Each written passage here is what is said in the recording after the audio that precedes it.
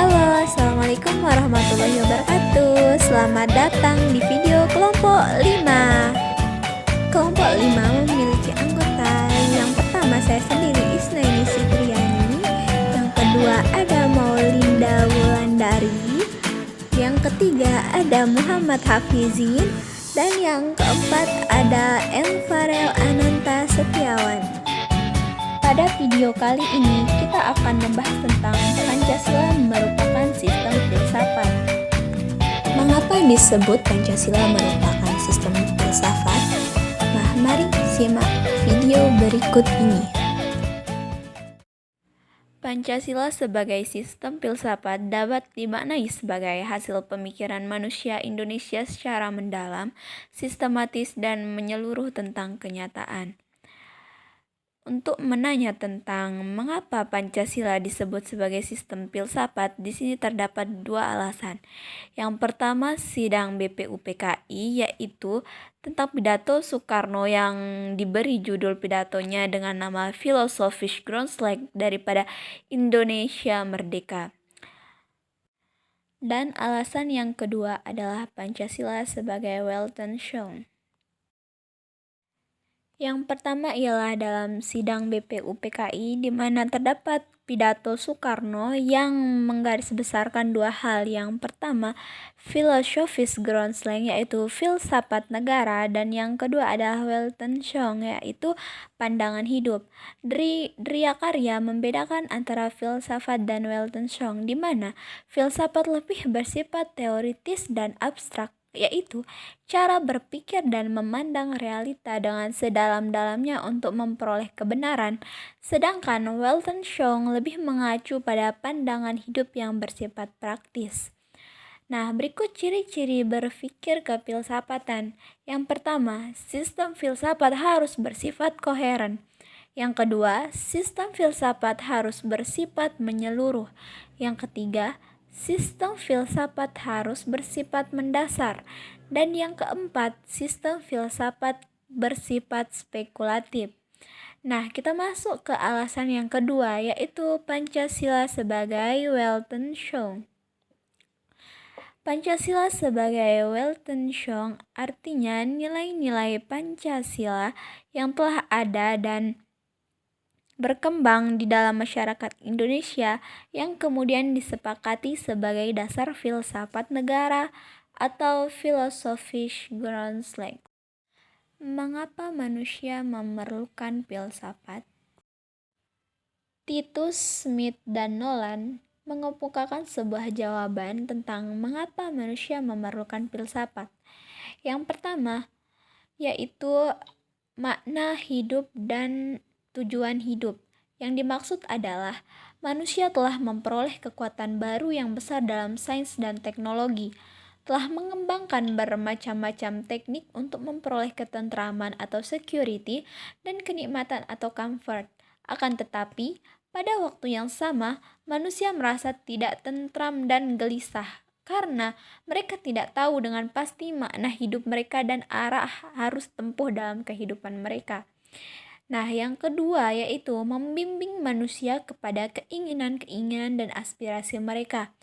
Nah, penjelasannya yaitu filsafat melalui kerjasama dengan disiplin ilmu lain memainkan peran yang sangat penting untuk membimbing manusia kepada keinginan-keinginan dan aspirasi mereka. Nah, dengan demikian, manusia dapat memahami pentingnya peran filsafat dalam kehidupan bermasyarakat, berbangsa, dan bernegara. Mengapa diperlukannya kajian Pancasila sebagai sistem filsafat? Yang pertama, filsafat Pancasila sebagai genetivus objectivus dan genetivus subjectivus. Pancasila sebagai genetivus objectivus artinya nilai-nilai Pancasila dijadikan sebagai objek yang dicari landasan filosofisnya berdasarkan sistem-sistem dan cabang-cabang filsafat yang berkembang di Barat. Misalnya, Noto Nagoro menganalisis nilai-nilai Pancasila berdasarkan pendekatan substansialistik filsafat. Aristoteles sebagaimana yang terdapat dalam karyanya yang berjudul Pancasila Ilmiah Populer Dan adapun Dri Jarkara menyoroti nilai-nilai Pancasila dari pendekatan eksistensialisme religius sebagaimana yang diungkapkannya dalam tulisan yang berjudul Pancasila dan Religi. Nah, yang kedua, Pancasila sebagai genetivus subjektivus, yang artinya nilai-nilai Pancasila dipergunakan untuk mengkritisi berbagai aliran filsafat yang berkembang, baik untuk menemukan hal-hal yang sesuai dengan nilai-nilai Pancasila, maupun untuk melihat nilai-nilai yang tidak sesuai dengan nilai-nilai Pancasila. Nah, yang kedua, landasan ontologis filsafat Pancasila.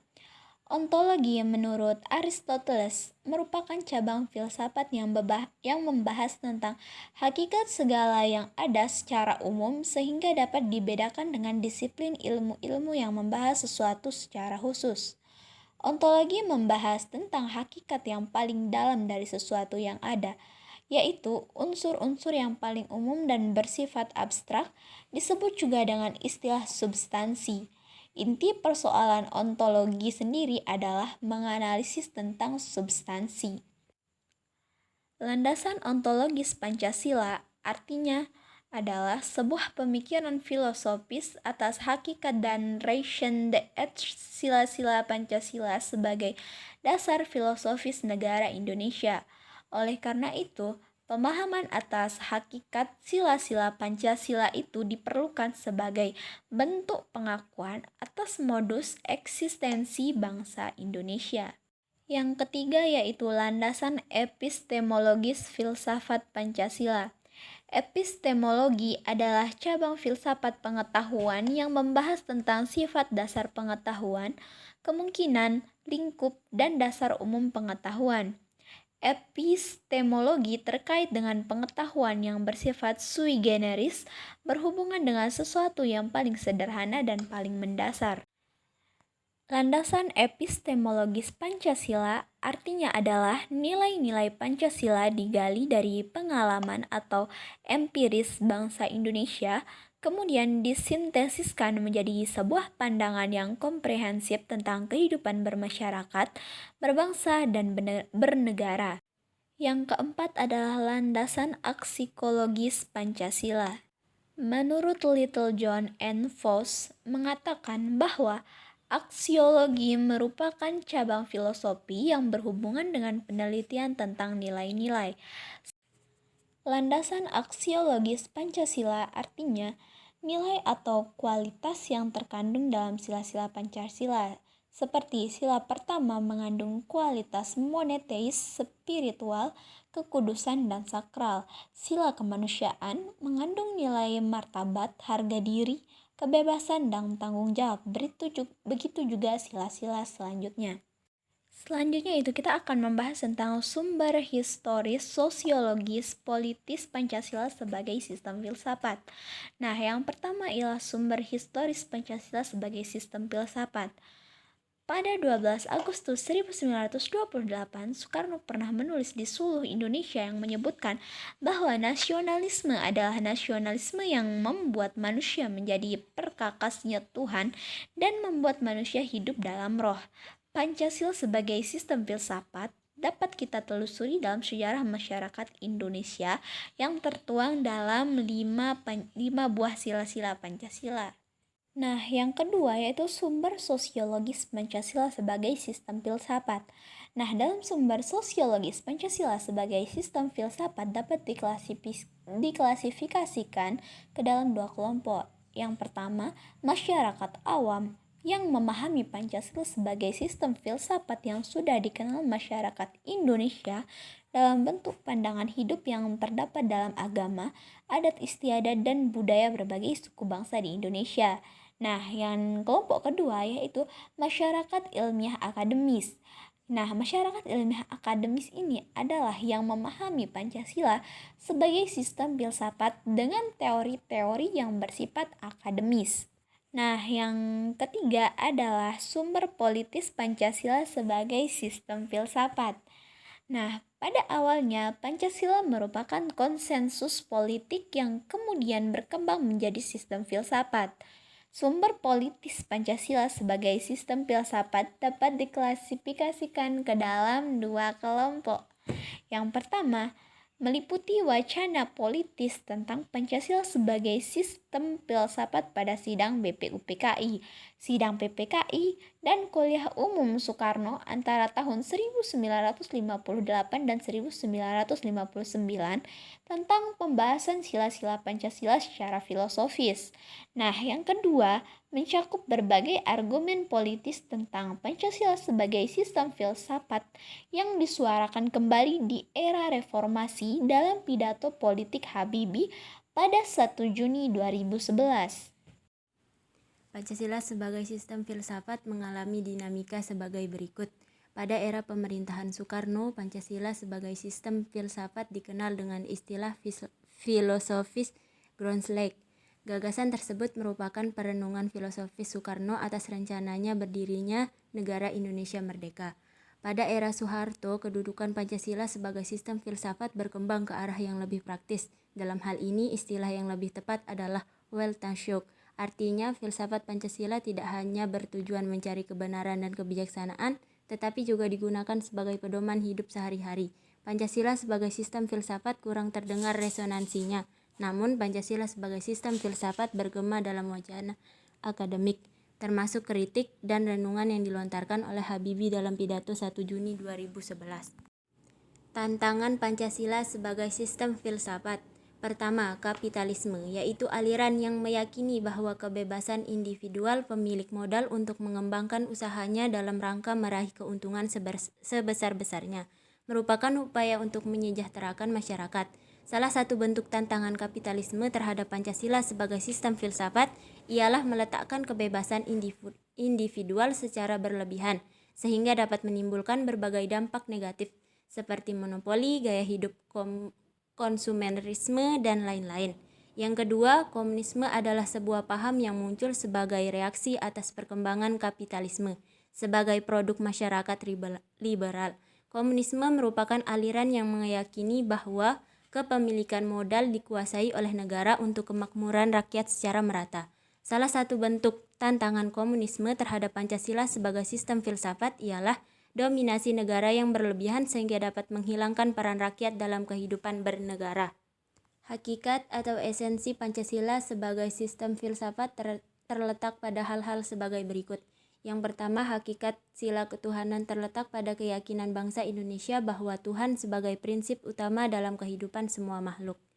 Kedua, hakikat sila kemanusiaan adalah manusia monopluralis yang terdiri atas monodualis, yaitu susunan kodrat, jiwa raga, sifat kodrat, manusia, individu sosial, kedudukan kodrat, manusia pribadi yang otonom, dan makhluk Tuhan, noto nagoro.